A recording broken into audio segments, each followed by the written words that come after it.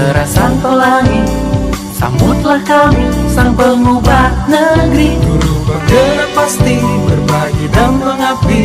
Religi dan mandiri, solusi untuk negeri.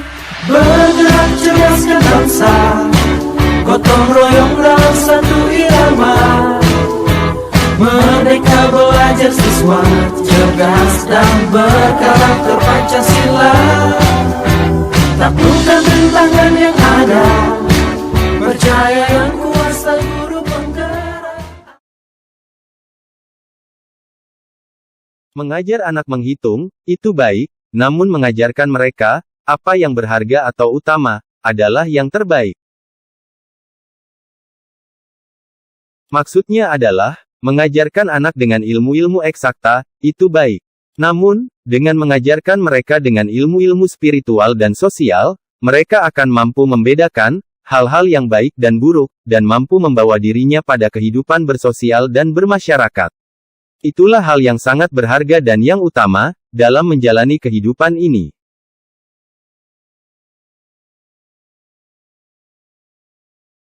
Bagaimana pandangan Ki Hajar Dewantara, dengan filosofi Prataptriloka, memiliki pengaruh terhadap bagaimana sebuah pengambilan keputusan, sebagai seorang pemimpin pembelajaran diambil? Filosofi Prataptriloka dalam pendidikan, sebagai sistem among yang diusung oleh Ki Hajar Dewantara, pengaruhnya terhadap pengambilan keputusan, sebagai seorang pemimpin pembelajaran adalah: yang pertama, Ing Ngarso Sung Tulodo. Maknanya adalah, seorang guru menjadi teladan bagi muridnya. Hal ini memberikan pengaruh yang besar, dalam pengambilan keputusan sebagai pemimpin pembelajaran. Keputusan-keputusan yang diambil, diharapkan dapat mencerminkan sikap keteladanannya, berdasarkan nilai-nilai kebajikan, efektif, dan bertanggung jawab. Kedua, Ing Madya Mangun Karso. Maknanya, seorang guru menjalin komunikasi atau membangun karsa, atau motivator yang baik bagi muridnya. Seorang guru harus mampu mengetahui dan memutuskan pada posisi-posisi mana muridnya membutuhkan motivasi untuk perkembangan dan kemajuan belajarnya. Ketiga, Tutwuri Handayani. Maknanya adalah guru memberikan dukungan, arahan, dan dorongan kepada murid-muridnya. Seorang guru juga harus mampu mengetahui dan memutuskan pada posisi-posisi mana murid yang membutuhkan arahan, dorongan, dan penyemangat untuk kemajuan dan perkembangan proses belajarnya. Bagaimana nilai-nilai yang tertanam dalam diri kita berpengaruh kepada prinsip-prinsip yang kita ambil dalam pengambilan suatu keputusan? Nilai-nilai yang tertanam dalam diri kita tentunya berpengaruh kepada prinsip-prinsip yang kita ambil dalam pengambilan suatu keputusan. Nilai-nilai yang ada dalam diri kita terbentuk dari lingkungan di mana kita berada. Kita, atau seseorang, dalam mengambil keputusan, cenderung berdasarkan prinsip care-based thinking, atau berpikir berbasis rasa peduli, bila memiliki rasa empati yang tinggi, memiliki rasa kasih sayang, dan memiliki rasa peduli. Bila kita atau seseorang, hidup atau berada di lingkungan yang menjunjung tinggi nilai kejujuran, dan komitmen yang kuat, untuk tunduk pada peraturan, maka pengambilan keputusannya, cenderung memilih prinsip berpikir berbasis peraturan, atau rule-based thinking. Dan seseorang yang memiliki jiwa sosial yang tinggi, yang menginginkan hasil kepuasan orang banyak, maka cenderung memilih prinsip berpikir berbasis hasil akhir atau ends-based thinking. Bagaimana kegiatan terbimbing yang kita lakukan pada materi pengambilan keputusan berkaitan dengan kegiatan coaching atau bimbingan yang diberikan pendamping atau fasilitator dalam perjalanan proses pembelajaran kita, terutama dalam pengujian pengambilan keputusan yang telah kita ambil? Apakah pengambilan keputusan tersebut telah efektif? Masihkah ada pertanyaan-pertanyaan dalam diri kita atas pengambilan keputusan tersebut? Hal ini tentunya bisa dibantu oleh sesi coaching yang telah dibahas pada modul 2 sebelumnya. Pengambilan keputusan, dengan menggunakan langkah-langkah pada proses coaching dengan model Tirta, pada dasarnya telah memenuhi langkah-langkah pengujian, dalam pengambilan keputusan. Proses pengambilan keputusan dengan coaching, pada umumnya melalui 3 tahapan, yaitu yang pertama, define, yaitu tahap penjabaran mengenai masalah yang akan diambil keputusannya, dan dampak yang didapatkan, setelah pilihan tersebut diambil. Jadi, pada tahap ini, Koci membuat daftar yang akan terkena dampak, dari setiap keputusan yang akan diambil. Kedua, analisis, yaitu tahap ketika mulai mengumpulkan, dan memeriksa setiap informasi yang ada, untuk mendapatkan akar dari setiap masalah, dan mempertimbangkan faktor-faktor, atau kekuatan-kekuatan yang ada. Ketiga, decide, yaitu tahap di mana coach dan Koci bekerja sama, untuk mencari dan membuat daftar, dari beragam alternatif pilihan-pilihan keputusan terbaik. Coach di sini, bertindak sebagai alat bantu, agar Koci dapat mengambil keputusan, yang sesuai dengan nilai-nilai atau kekuatan dirinya.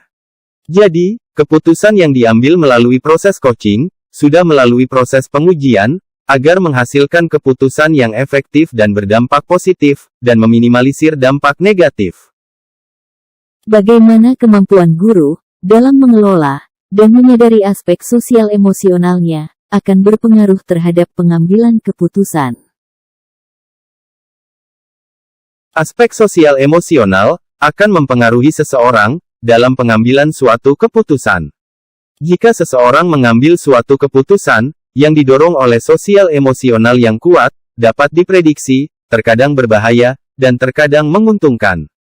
Olehnya itu, seorang guru harus mampu mengelola dan menyadari aspek sosial emosionalnya dalam mengambil suatu keputusan.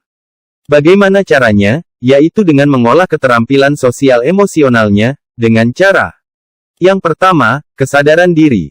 Dengan latihan mengenali emosi dalam kesadaran penuh, kita dapat meningkatkan kemampuan merespon secara lebih baik dan berdampak pada diri kita.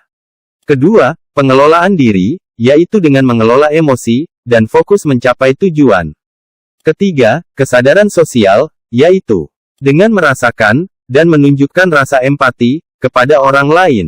Keempat, kemampuan berelasi, yaitu kemampuan membangun dan mempertahankan hubungan yang positif, yang dilandasi rasa menghargai, dan kemampuan menyelesaikan konflik yang konstruktif.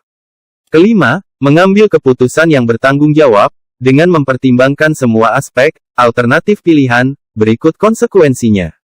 Dengan cara pengelolaan kompetensi sosial emosional yang baik, akan menghasilkan keputusan yang efektif, yang tidak berorientasi pada kepentingan pribadi. Bagaimana pembahasan studi kasus yang fokus pada masalah moral atau etika, kembali kepada nilai-nilai yang dianut seorang pendidik. Sebagai seorang pendidik, tentu pernah dan akan lagi menghadapi suatu kasus, misalnya masalah moral atau etika di lingkungan sekolah atau masyarakat di mana ia berada. Bentuk pembahasan dan penyelesaian dari kasus-kasus tersebut akan dipengaruhi oleh nilai-nilai kebajikan yang dianut atau diyakini oleh masing-masing pendidik. Karena, nilai-nilai kebajikan atau norma-norma ini, terbentuk di dalam diri seorang, yang cenderung, berdasarkan nilai-nilai yang berkembang, di lingkungan di mana ia berada. Jadi, bentuk pembahasan, dan penyelesaian studi kasus masalah moral atau etika, selalu dipengaruhi oleh nilai-nilai kebajikan, yang ada dalam diri seorang pendidik. Yang intinya, pembahasan dan penyelesaian suatu kasus, mengenai masalah moral dan etika oleh seorang pendidik, bergantung pada nilai-nilai kebajikan yang ia anut, atau yang ia yakini. Bagaimana pengambilan keputusan yang tepat, tentunya berdampak pada terciptanya lingkungan yang positif, kondusif, aman, dan nyaman.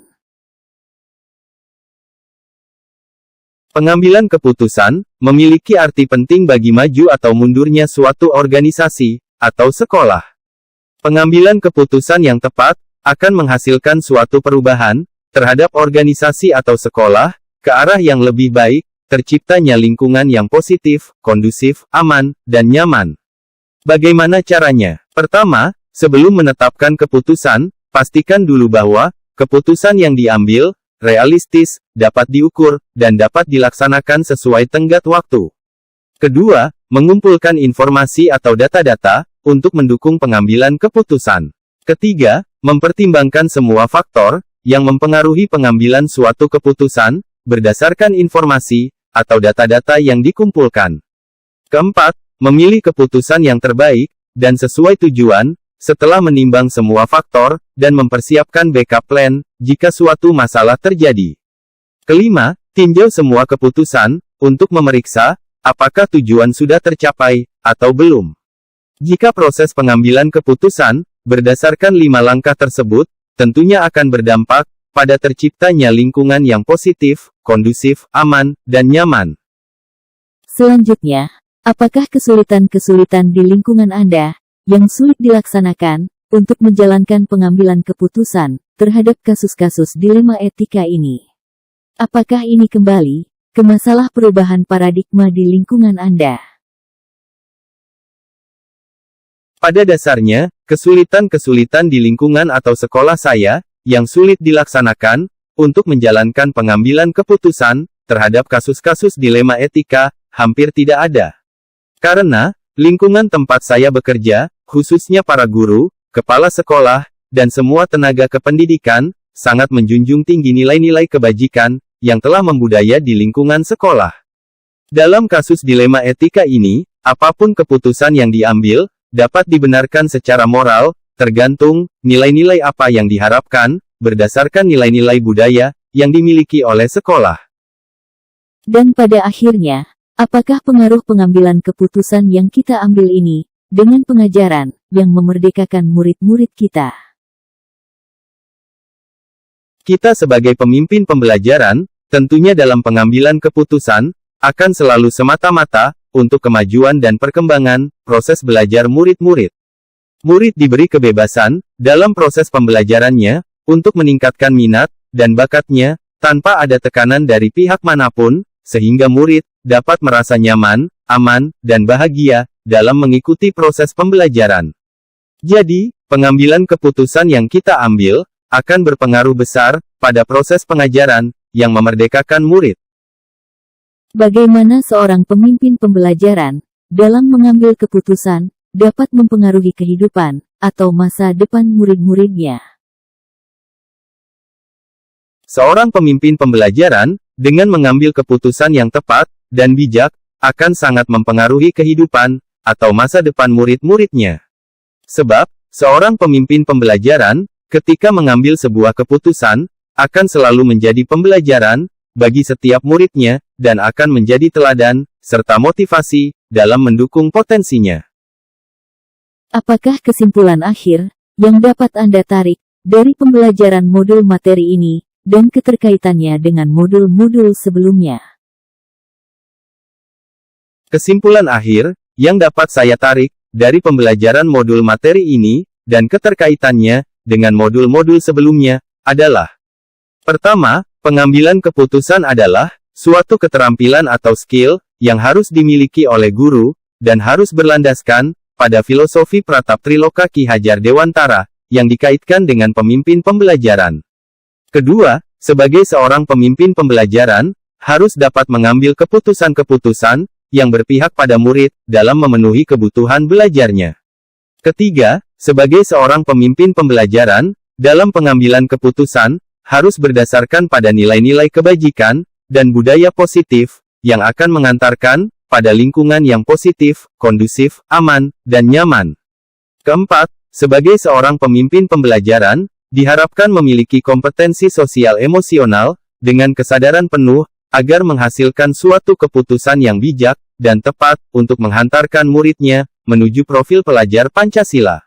Dan kelima, melakukan proses coaching, adalah suatu pengambilan keputusan yang tepat, sebagai seorang pemimpin pembelajaran, untuk membantu muridnya, dalam menyelesaikan masalahnya sendiri, berdasarkan nilai, atau potensi yang dimilikinya. Demikianlah, koneksi antar materi, modul 3.1, pengambilan keputusan, sebagai pemimpin pembelajaran.